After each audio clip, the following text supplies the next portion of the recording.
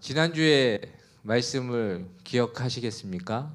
믿음의 시작은 떠남입니다 라고 말씀드렸습니다. 사실 이 말씀을 딱 들으면 부담되실 수도 있고 두려울 수도 있습니다. 그런데 하나님께서는 왜 믿음을 시작하면서 떠나게 하시냐? 그곳에서 하나님이 하고자 하시는 일이 있기 때문에, 그곳에서 하나님이 이루고자 하시는 일이 있기 때문에 하나님 그렇게 얘기하시는 거예요. 그렇다면 저는 아브라함 얘기를 오늘 조금 더 이어나가려고 하는데요. 사실은 오늘 이 창세기 12장부터 해가지고 오늘 본문까지 다 읽어야 되거든요. 근데 이거 다 읽으면 열받으실까 봐 제가 여기는 굉장히 믿음의 그 충만하심이 있기 때문에 설명하며 가겠습니다. 하나하나. 그런데 아브라함이 떠남으로 믿음을 시작했는데, 믿음이 시작되면 어떻게 돼야 될까요? 성장해야 돼요.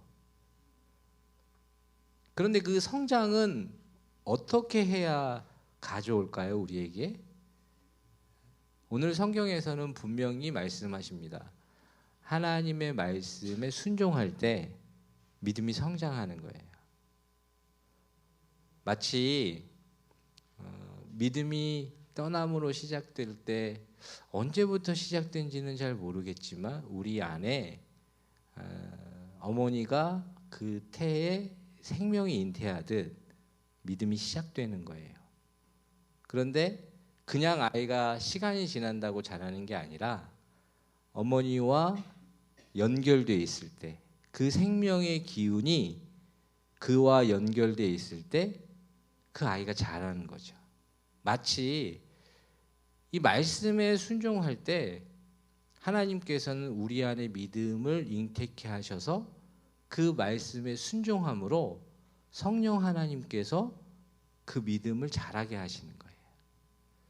땅이 혼돈하고 흑암 가운데 있을 때 하나님의 영이 수면을 운행하시듯 우리 내부의 그 생명의 기운이 움직이는 거예요. 믿음은 그냥 개념이 아닙니다. 믿음은 살아 역사하는 것이고 믿음은 성장하는 것입니다. 그렇다면 믿음이 성장하고 있는지 성장하고 있지 않는지 어떻게 알 수 있을까요? 사실 잘 모르잖아요.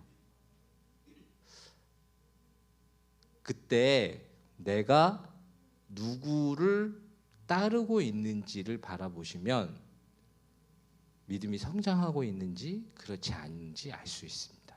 왜 그러냐? 오늘 읽지 못했지만 사실은 아브라함이 말씀을 받고 떠남으로 믿음을 시작했어요. 그런데 바로 가나안 땅으로 간 게 아니라 하란이라는 곳에 머물게 돼요. 하란이라고 하는 곳 지명이 중요한 게 아니고요.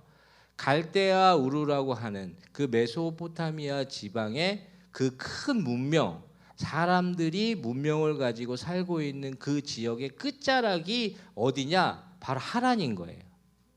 그러니까 믿음으로 시작해서 그가 떠났지만 하란에 머물 수밖에 없었던 것이 무엇이냐? 그 이상 가기에는 그가 아직 연약했던 거죠.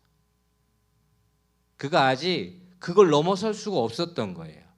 그런데 아브라함은 다시금 그 믿음이 성장하는 과정 속에 하나님의 말씀에 순종해서 가나안으로 출발하게 됩니다. 그런데 우리가 주목해 봐야 할 것이 있는데 그게 무엇이냐면 제가 읽어드리겠습니다. 12장 4절에 이에 아브라함이 여호와의 말씀을 따라갔고 롯도 그와 함께 갔으며 아브라함이 하란을 떠날 때에 75세였더라 라고 12장 4절은 기록하고 있는데, 이 얘기가 그냥 쓱 지나가면 모르겠지만 무엇을 내포하고 있느냐? 아브라함이 따라간 것, 아브라함이 순종한 것은 무엇이냐면 하나님의 말씀이었고, 롯이라고 하는 인물이 움직였던, 동일하게 같이 움직였지만 롯이라는 인물은 누구를 따라간 걸까요? 아브라함을 따라간 거예요. 여기에 굉장히 큰 차이가 있습니다. 왜냐? 아브라함이라고 하는 인물은 여러 우여곡절이 있었고 여러 아픔이 있었지만 결국에는 그는 결정적인 순간에 하나님께 순종하는 선택을 하거든요. 그것이 믿음이에요. 그것이 믿음의 성장을 이야기합니다. 그런데 롯이라고 하는 사람은 결국엔 함께 길을 걸어갔지만 그 길 속에 그가 따라간 것은 하나님의 말씀에 순종한 것이 아니라 인간적으로 아브라함을 따라갔던 것뿐입니다. 우리는 여기서 주목할 것이 있습니다. 그게 무엇이냐? 우리가 믿음으로 시작했는데 우리의 믿음이 성장하기 위해서는 내가 지금 누구의 말씀에 순종하고 누구를 따르는지를 깊이 주목해 봐야 한다는 사실이에요. 처음에는 같이 길을 걷는 것 같습니다. 같이 길을 걷는 것 같고 같은 길을 우리가 동역하는 것 같아요. 그런데 결정적인 순간에 하나님의 말씀을 따라간 자는 하나님께 순종합니다. 그러나 아무리 그럴싸하고 아무리 그럴듯해 보여도 사람을 따라가거나 어떤 이상을 따라가거나 어떤 생각을 따라가거나 그러다 보면 그 길은 결국에는 더 이상 만날 수 없는 길로 가는 거예요. 여러분이 본문 뒤에 아브라함과 롯이 어떤 결정을 하는지 여러분들은 아실 겁니다. 어떤 결정이냐면 아브라함과 롯은 서로 헤어질 수밖에 없는 상황에 놓여 있어요. 왜냐? 그들이 번성해져서, 그들이 하나님 축복으로 커져서. 그런데 롯은 무엇을 선택하냐면 보기 좋고 누가 봐도 괜찮아 보이는 그 길인 소돔과 고모라 쪽의 땅을 택해버려요. 그러나 아브라함은 비록 초라하고 아무것도 없어 보인다 할지라도 그 자리에서 하나님께서 말씀하신 그 말씀의 순종함으로 그 자리에 남음으로 그들의 길은 서로 달라지는 겁니다. 저는 오늘 참 많은 이야기들을 하고 싶지만 여러분의 삶을 결정할 때 아주 중요한 결정을 할 때 내가 어디를 바라보고 누구를 따르는지를 한번 돌아보십시오. 사실 교회와 또 목회자와 또 여러 이상들 또 좋은 생각들 많을 수가 있어요. 그런데 풀은 마르고 꽃은 시들지만 하나님의 말씀은 영원하고요. 여러분 그것을 여러분들이 생각하고 말씀을 받으시고 그 말씀의 순종함으로 믿음의 성장을 이루실 수 있는 여러분들 되셨으면 좋겠습니다. 만약에 그렇지 않으면요, 처음에는 다 똑같아요. 별 차이가 없습니다. 다 같이 가는 것 같고 다 같이 움직이는 것 같고 다 같이 일하는 것 같고 다 같이 먹고 마시는 것 같지만 아니에요. 결정적인 순간에 위기가 오고 아픔이 오고 힘든 일이 찾아오면요, 하나님의 말씀에 순종한 자만이 하나님의 말씀대로 따르고 있더라고요. 저는 우리 계양주안교회가 그런 분들이 모이는 교회가 됐으면 좋겠습니다. 저는 그 어떤 것보다 그것이 우리에게 최선이었으면 좋겠습니다. 사실 그런 거 있잖아요. 제 자신이 그 주안교회에서 오래 부교육자로 생활했다고 하고 저를 알고 저를 생각한다고 해서 관계를 가지고 교회가 결정되는 게 아니잖아요. 어떤 제 자신이 갖고 있는 어떤 맨파워라고 하는 아주 작은 것을 가지고 그 일을 할 수 있는 게 아니잖아요. 사실은 요즘 정말로 인터넷에 아주 유명한 목회자들의 메시지들이 흘러가고 있고 정말로 좋은 말씀들이 흘러가고 있습니다. 여러분, 그런데 정말 중요한 건 무엇이냐면 그 목회자가 중요한 게 아니라 그 목회자가 선포하는 그 하나님의 말씀에 여러분들이 순종할 때 믿음이 성장하는 거예요. 그 말씀에 하나님을 바라볼 수 있고 하나님이 높아질 수 있을 때 여러분 그 말씀의 능력이 나타나는 것입니다. 저는 왜 이렇게 확신을 하냐? 여러분 말씀의 은혜에 사로잡히지 않으면 절대로 우리에게 변화가 일어나지 않습니다. 마치 이 생명력 있는 믿음이 성장하지 않는 것과 같이 말씀에 순종하지 않는데 믿음이 성장했다라고 생각하는 건 착각 중에 착각입니다. 시간이 지난다고 되지 않습니다.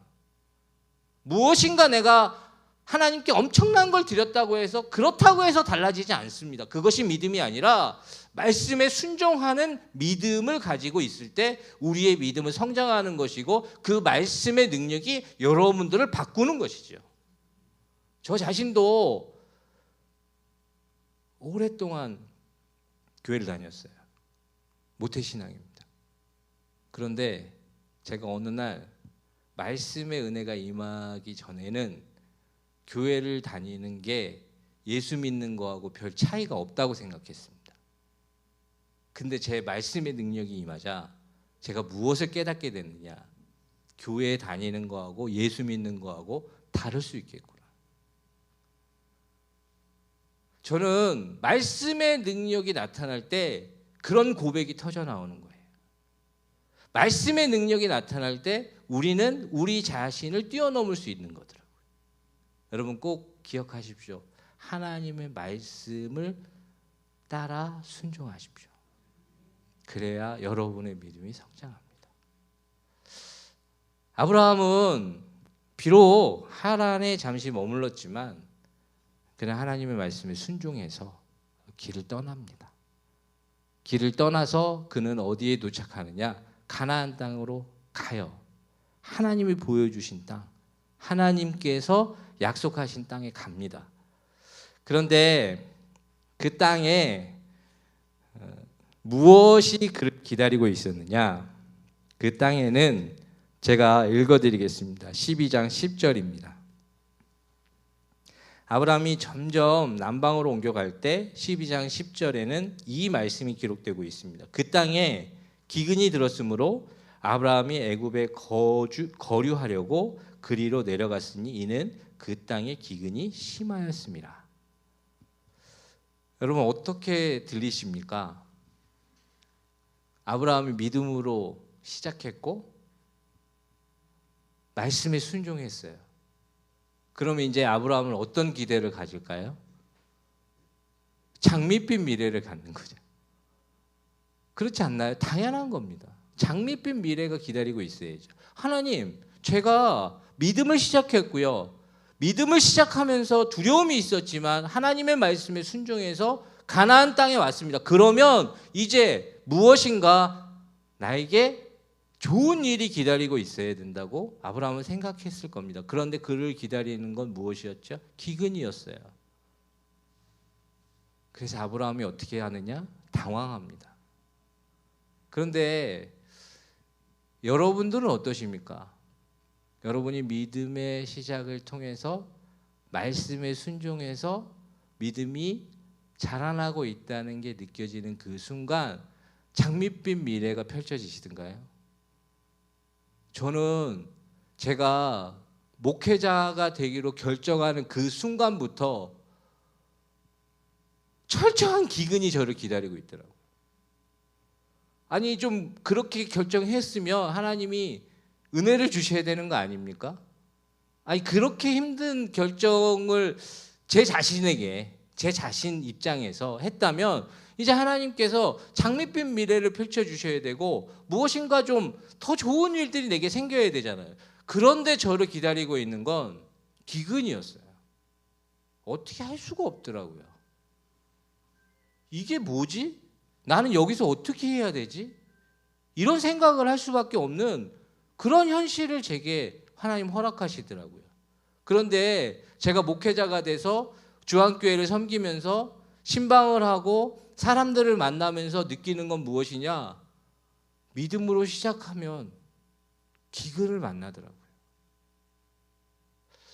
평소에 그냥 대충대충 믿고 그냥 믿음이 있는지 없는지 그냥 종교란에 기독교 정도 쓸 때는요 별 일이 없었어요. 그런데 한번 잘 믿고 하나님 앞에서 결단하고 하나님 앞에서 순종하기로 딱 결정하는 순간 무엇이 그에게 찾아오느냐? 기근이 찾아오더라고요. 제가 가끔 얘기를 들어보면요, 막 숨이 막히는 얘기들을 하시는 성도들을 경험해요. 근데 그분이 어떤 분이냐? 하나님, 이분은 좀 잘해주셔야 되는 거 아닙니까? 하나님, 이분은 하나님께서 좀 돌봐주셔야 되는 건데 어떻게 제가 말씀을 못 드릴 정도로 그런 기근이 그의 삶 가운데 찾아오는 거예요. 여러분, 그런데 왜 하나님께서는 믿음으로 시작했다면 기근을 만나게 하실까요? 저는 여기에 굉장히 중요하고 아주 신비한 하나님의 메시지가 있다고 저는 확신합니다. 왜냐? 여러분, 믿음으로 시작해서 기근을 만날 때 왜 하나님께서는 우리에게 그것을 허락하시느냐? 그것은 우리로 하여금 하나님 앞에서 겸손하길 원하시는 하나님의 메시지예요. 여러분, 말씀에 순종할 때를 한번 생각해 보십시오. 말씀에 순종할 때는 우리가 겸손하지 않으면 말씀에 순종하는 건 불가능합니다. 우리의 마음이 가난해질 때 우리는 무엇을 하게 되느냐? 하나님의 말씀에 순종하게 돼요. 여러분, 저는 이 말씀을 준비하다가요, 이스라엘 민족을 생각하게 되더라고요. 이스라엘 민족이요, 애굽에서 하나님한테 도와달라고. 그래서 하나님께서 마침내 모세를 보내서 이스라엘을 출애굽시킵니다. 믿음으로 떠난 거예요. 그들이 안전하게 거했던, 힘들고 고통스러웠고 벗어나고 싶었지만 다른 대안이 없어서 지냈던 그 애굽에서 그들은 믿음으로 하나님이 가라 하시는 그 자리로 떠난 거예요. 그런데 그들을 기다리고 있었던 건 무엇이었을까요? 광야였어요. 아니, 왜 하나님께서는 그렇게 떠나게 하셨으면 책임을 지시고 무엇인가를 할 수 있게끔 해주시고 공급하셔야 되고 모든 사람들이 보기에 야, 하나님 믿으니까 이렇게 되는구나 라고 그런 인정을 받는 어떤 그런 장밋빛 미래를 우리가 생각하는 대로 진행해 주시지 않는다는 거예요. 여러분, 이스라엘 민족에게 하나님 광야를 허락하시는 이유를 정확하게 신명기에서는 뭐라고 설명하느냐? 그를 낮추시고 그가 하나님의 말씀에 순종할 수 있게 하기 위해서 광야의 길을 걷게 하신다고 명확하게 얘기하십니다. 여러분, 이스라엘 민족이 바로 젖과 꿀이 흐르는 가나안 땅으로 탁 들어갔으면요, 그들은 하나님의 말씀에 순종하는 것이 어떤 건지 알 수가 없어요. 왜냐고요? 여러분, 우리 삶 속에는 사람이 무엇으로 산다고 생각할까요? 사람은 떡으로, 밥으로 사는 거잖아요. 그런데 하나님이 낮추시고 겸손하게 하실 때 무엇을 발견하느냐? 사람이 떡으로만 사는 게 아니라 하나님의 말씀으로 사는 걸 발견하게 돼요. 왜 그러냐? 그 광야에서 철저하게 겸손하게 낮아진 그 순간에 무엇을 발견하느냐? 그 말씀의 능력이 나로 하여금 그 길을 걷게 하시며 나로 하여금 하나님 어떤 분이신지 눈을 뜨게 하신다는 거예요. 참 희한합니다. 우리는 모든 게 잘 되고 모든 게 형통할 때 하나님의 말씀에 순종할 수 있을 거라고 생각하잖아요. 진짜 그러십니까?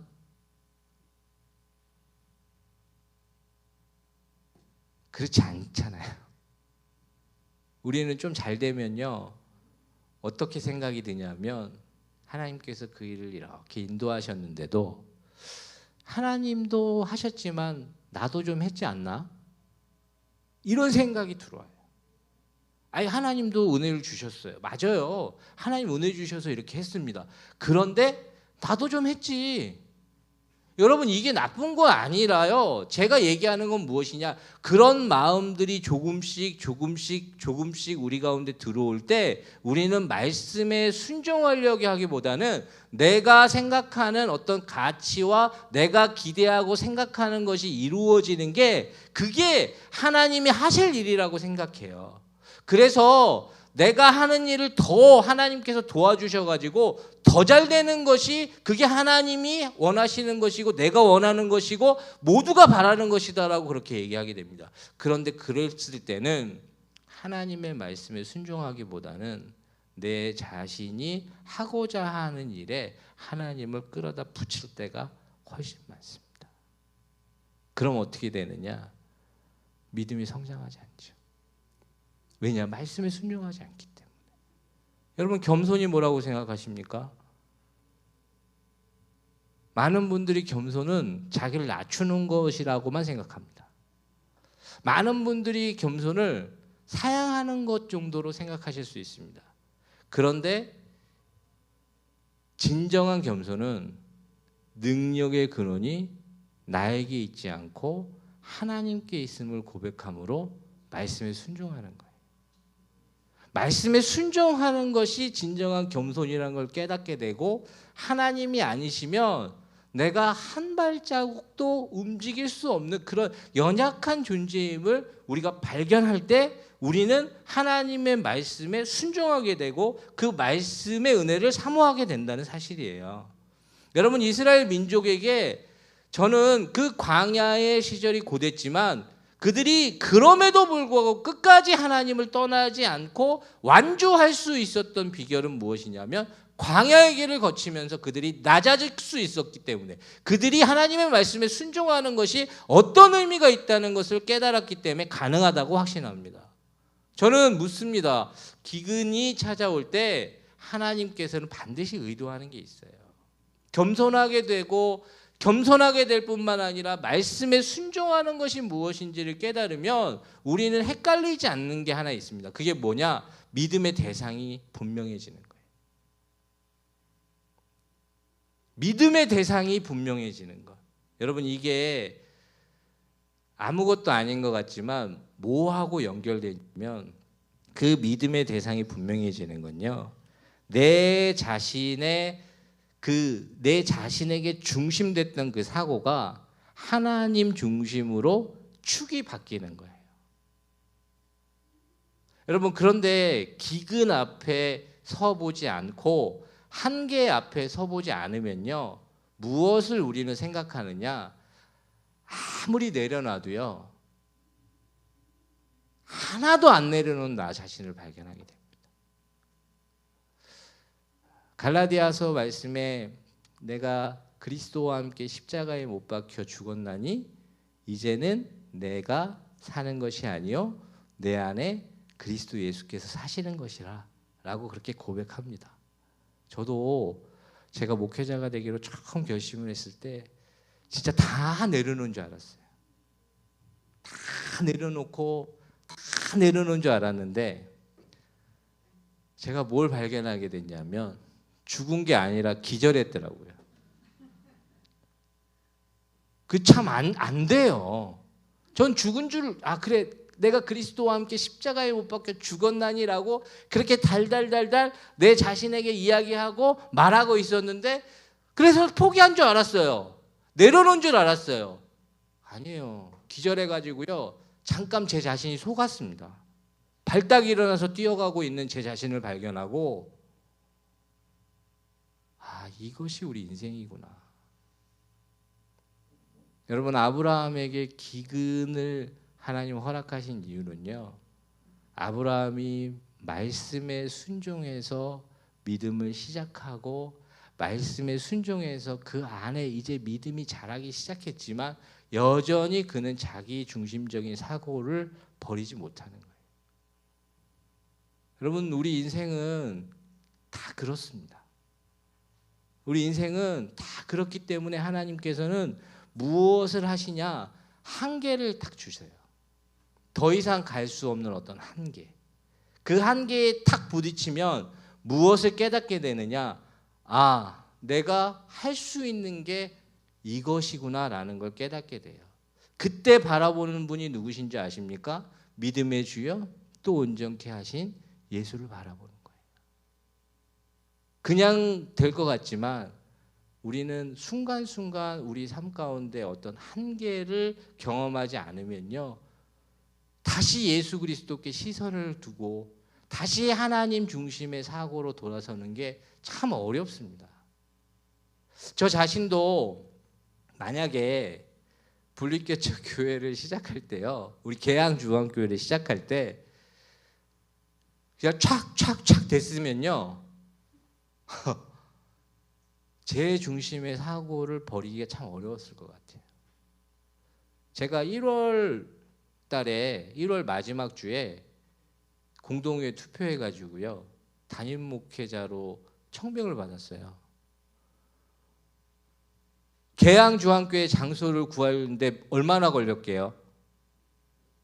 저희가 잊을 수 없는 날이 있어요. 12월 24일 크리스마스 이브날 재직회를 통해서 장소가 결정됐어요. 여러분 그냥 뭐 그런가 보다 생각하실 수 있지만요, 아니에요. 제가 진짜 저 서구의 허 벌판부터요, 진짜 여기가 인천이야? 이런 데부터 막 이렇게 다 온 거예요. 그 웬만하면 그냥 하려고 했어요. 진짜로요. 그냥 해야지, 시작해야지. 근데 안 되더라고요. 그냥 바로 한계고요. 어떻게 할 수가 없어요.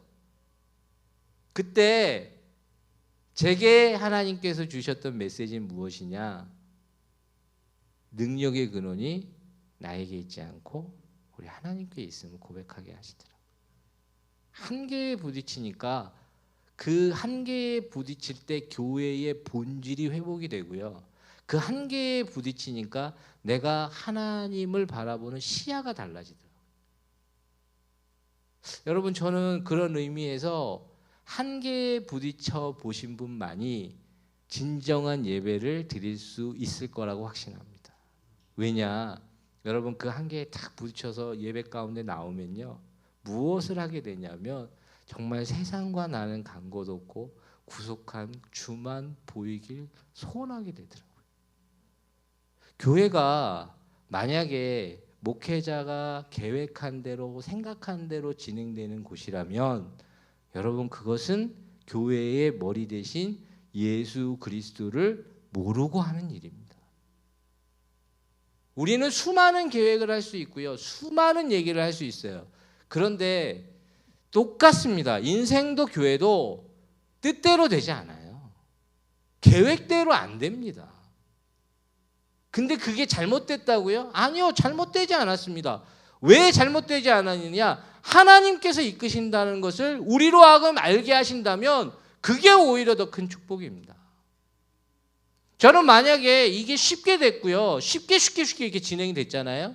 그러면 제가 이 순간에 이 예배 가운데 하나님이 높아지시길 소원합니다라고 고백하는 그 고백이 과연 진실로 내가 그 고백을 할 수 있었을까라고 고민하게 되더라고요.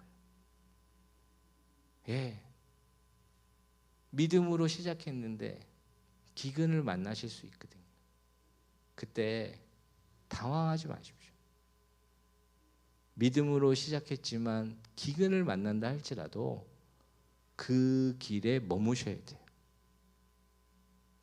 그 길에 머무시는 것이 큰 축복입니다. 그럼 어떻게 되느냐? 안 될 것 같은데요, 됩니다. 망할 것 같은데 안 망하는 거예요. 죽을 것 같은데 안 죽는 거예요. 여러분 그것이 우리에게 경험되어질 때 우리는 무엇을 깨닫게 되느냐? 하나님께서 지금 저 멀리 계시는 게 아니라 지금 이 순간에 나와 함께 계신다는 것이 믿어지는 거예요. 머리로 알고 있었던 하나님이 가슴으로 삶으로 어떻게 내려오냐고요? 어떻게 믿음이 자라고 있느냐고요? 그 한계 가운데 하나님을 만난 사람만이 그런 일들을 해낼 수 있기 때문에 하나님은 그렇게 하실 때가 있는 거죠. 여러분 그 기근에 머물 때 걱정하지 마십시오. 저는 아브라함이 이 기근 앞에 머물렀다 해서 그가 망하거나 죽지 않았을 거라고 확신합니다. 왜냐고요? 여러분 이스라엘 민족이 광야의 길을 걷는데 배고파서 죽은 사람 없습니다. 목말라서 죽은 사람 없어요. 어떤 사람이 죽었냐? 원망하고 불평하는 사람만 죽었더라고요.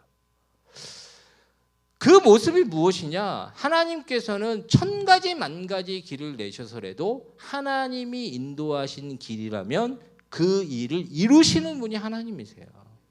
그렇다면 내가 생각하는 것과 다를 수 있고요. 내가 계획했던 것과 다른 모습으로 하나님 찾아오실 수 있지만 여러분, 그것이 하나님의 부재를 이야기하는 것이 아닙니다.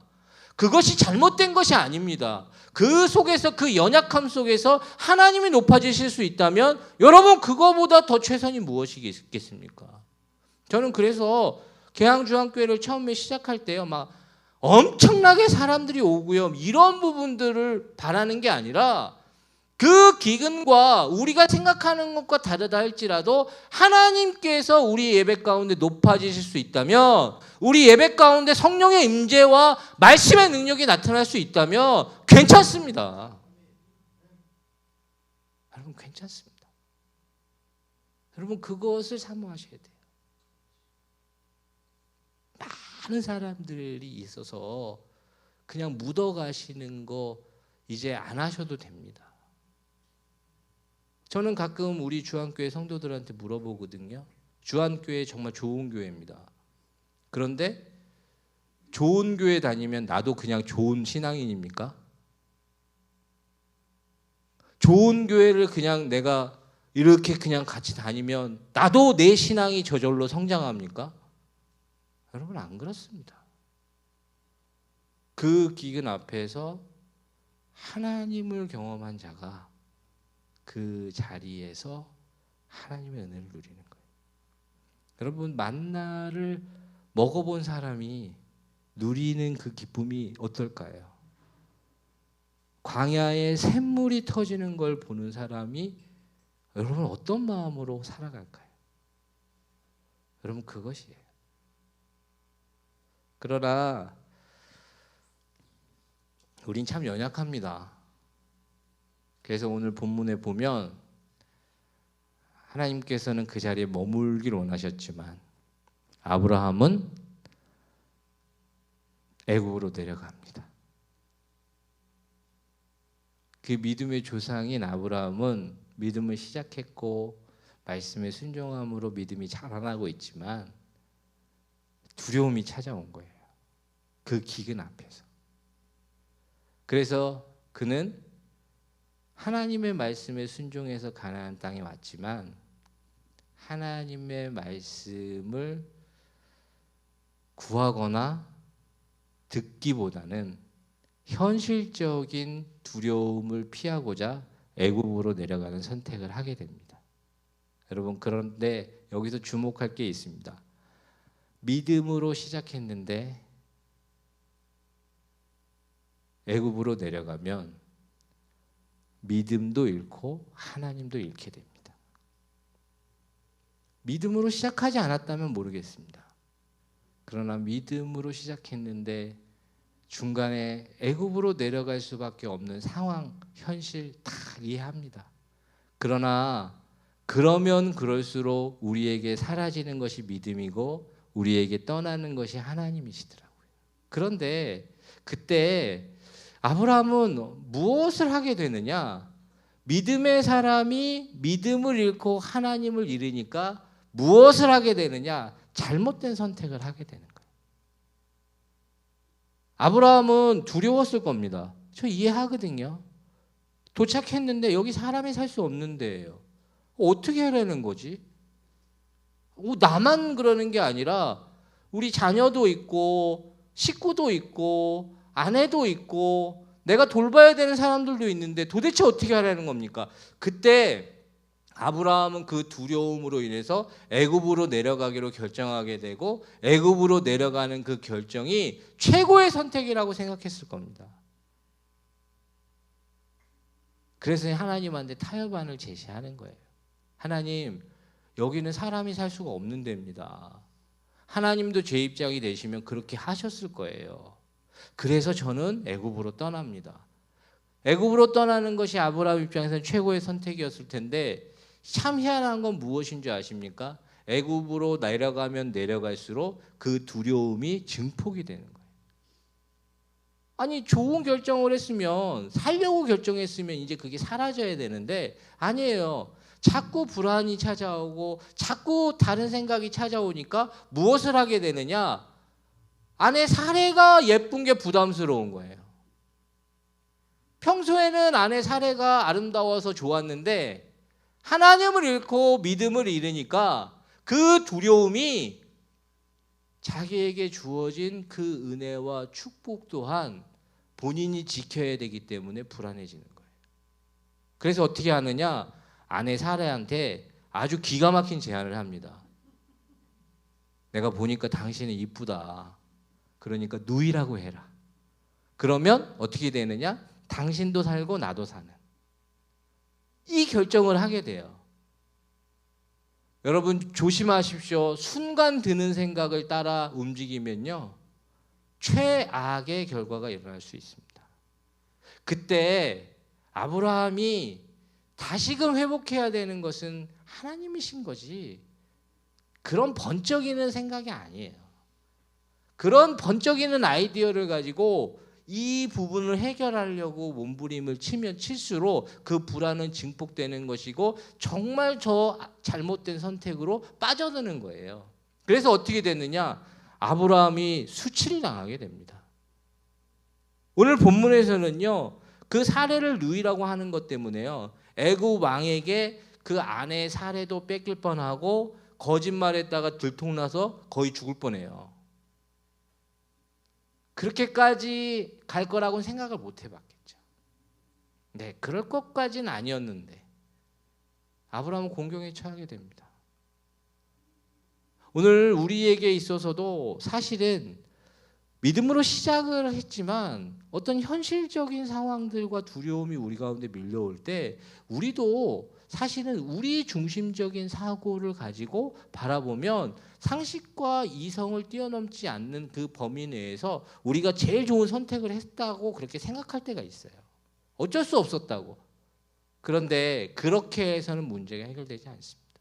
오히려 그것으로 인해서 내 삶 가운데 생각하지도 못한 일들이 더 많이 꼬이는 것들을 발견하는 우리 자신의 모습을 보게 된다는 거죠. 아브라함이 공경에 처했습니다. 어떻게 해야 되죠? 그것이 시작이 오늘 본문이에요. 그 본문에 하나님께서 그 바로에게 나타나서 어떻게 하는지 제가 좀 읽어드리겠습니다. 12장 17절에 여호와께서 아브라함 아내 사레의 일로 바로와 그의 집에 큰 재앙을 내리신지라. 바로가 아브라함을 불러서 이르되 내가 어찌하여 나에게 이렇게 행하였느냐? 내가 어찌하여 그를 내 아내라고 내게 말하지 아니하였느냐? 내가 어찌 그를 누이라 하여 내가 그를 데려다가 아내를 삼게 하였느냐? 내 아내가 여기 있으니 이제 데려가라 하고 바로가 그 사람들에게 이 일을 명하매 그들이 그와 함께 그의 아내와 그의 모든 소유를 보내었더라. 여러분 이렇게 됐어요. 저는 근데 이 부분을 보면서 참 많이 생각하게 되더라고요. 믿음의 조상이었던 아브라함도 이런 일들을 행하는 것이 인생입니다. 이런 일들이 계속 끊임없이 우리 가운데 찾아오는 게 우리 인생입니다. 여러분은 어떤 선택을 해서 여기까지 오셨습니까? 여러분은 어떤 결단을 하시고 여기까지 오셨습니까? 참 말하기 어렵죠. 굉장히 힘든 일입니다. 한 사람 한 사람 인생이 그렇게 간단하지 않다는 걸 참 많이 생각하게 됩니다. 굉장히 상황 복잡하고 어려운 일들이 참 많습니다. 그래서 여기서 그냥 무너져야 될까요? 여기서 그냥 끝내버리는 것이 그게 하나님께서 하시는 일일까요? 아니라는 거죠. 저는 이 본문에서 오늘 우리가 읽은 본문에 아브라함이 애굽에서 그와 그의 아내와 모든 소유와 롯과 함께 네겝으로 올라가니 아브라함에게 가축과 은과 금이 풍부하였더라. 그가 네겝에서부터 길을 떠나 베델에 이르며 베델과 아이 사이 곧 전에 장막 쳤던 곳에 이르니 그가 처음으로 제단을 쌓은 곳이라. 아멘. 여러분 이렇게 이야기하고 있습니다. 무엇인 줄 아십니까? 여러분 하나님께서 아브라함을 다시 원점으로 돌려주신 거예요. 이걸 우리는 주목해야 됩니다. 뭐냐? 사실 우리는요, 순간순간 잘못된 선택을 할 수도 있고요. 믿음으로 시작하고 믿음으로 그 일을 행하는데도 자꾸 어찌 보면 어쩔 수 없이 무너지는 우리를 발견하게 돼요. 그런데 그때 오늘 이 말씀의 능력이 여러분들에게 임하실 수 있길 축원합니다.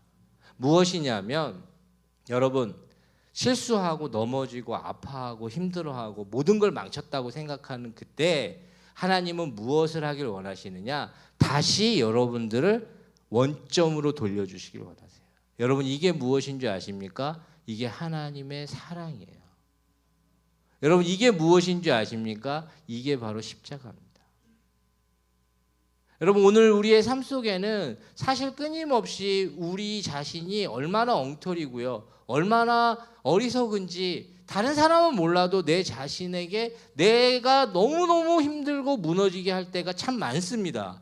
그럴 때 우리가 기억해야 될 게 무엇이냐? 만약에 하나님께서 아브라함을 이렇게 했다고 해서 버리셨다면요, 하나님은 이 아브라함의 이 믿음의 역사를 시작도 안 하셨던 분이라는 거예요. 아브라함이 이 정도를 할 줄도 알고 있었고요, 이렇게 연약할 줄도 알고 있었고 부족할 줄도 알고 있었는데 하나님이 행하시는 건 무엇이냐면 바로 다시 시작하길 원하시는 하나님의 메시지를 통해서 아브라함이 처음 가나안 땅에 와서 장막 쳤던 곳으로 이르게 하시고 그곳에서 다시금 예배하게 하심으로 하나님의 이름을 아브라함이 부르길 원하시는 그분이 바로 하나님이시라는 거예요. 이것이 복음입니다. 이 아브라함의 삶을 가만히 우리는 무엇을 살펴보아야 하냐면 이 속에 나타난 하나님의 구원의 관점에 우리가 눈을 뜨길 원하시는 거예요. 실수할 수 있잖아요. 아파할 수도 있고요, 좌절할 수도 있잖아요. 그런데 그때 우리가 바라봐야 되는 게 무엇이냐면 바로 예수 그리스도의 십자가예요. 여러분, 그 십자가의 메시지는 무엇인 줄 아십니까? 우리 자신의 그 허물과 죄를 십자가 앞으로 가지고 나와서 하나님이 그것을 감당하심으로 다시 시작하길 원하시는 거죠. 오늘 아브라함은 이 처음 제단 쌓던 곳에 딱 도착했을 때 무슨 생각을 했을까요? 자신의 부족함을 생각했겠죠. 자신의 연약함을 생각했겠죠. 아, 내가 그렇게 하는 게 아닌데, 내가 잘못된 선택을 했는데, 아내 사례에게도 볼 명목이 없고 하나님에게도 볼 명목이 없는데, 근데 하나님께서는 아브라함에게 무엇을 원하시냐? 너의 그 허물을 내게 돌리고 다시 시작하게 원하시는 거예요. 그래서 아브라함이 처음 그 제단 쌓던 곳에 이르러서 무엇을 하게 되느냐? 여호와께서 아브라함에게 그곳에 이르게 하시니 그곳에 제단을 쌓고 여호와의 이름을 불렀더라. 이렇게 되어 있는 거예요. 오늘 저는 여기 있는 한 분 한 분에게 도전합니다. 여러분, 믿음으로 시작했는데요, 기근을 만날 수 있거든요.